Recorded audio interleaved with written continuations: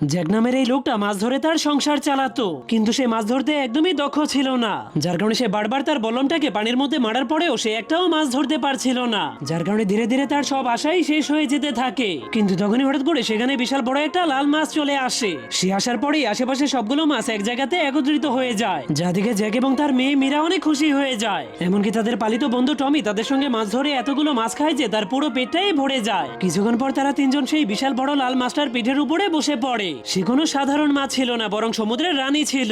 তখন জ্যাক তার সঙ্গে কথা বলার চেষ্টা করতে গিয়ে বলে, আমরা ডান দিকে যেতে চাই, তুমি কি ডান দিকে ঘুরতে পারবে? কিন্তু মাছটা তার কথা বুঝতে না পারে। এবার মীরা সেখানে এসে তাকে ভালোবেসে বুঝাতে শুরু করে। এবার মাছটা তার কথা বুঝতে পেরে ধীরে ধীরে ডান দিকে ঘুরতে শুরু করে। কিছুদিন পর লাল মাছটা যখনই তাদেরকে তাদের বাড়িতে পৌঁছে দিতে যায়, তখনই সে সমুদ্রের অন্য পাশে শত্রুদের একটা জাহাজকে দেখতে পায়, যার কারণে তাদেরকে দেখে তারা অনেক রাগ হতে শুরু করলে জ্যাক তাকে বোঝাতে শুরু করে কোনো মানুষের কোনো ক্ষতি করো না। কিন্তু জাহাজে থাকা সৈনিকেরা যখনই সেই বিশাল বড় লাল মাছটাকে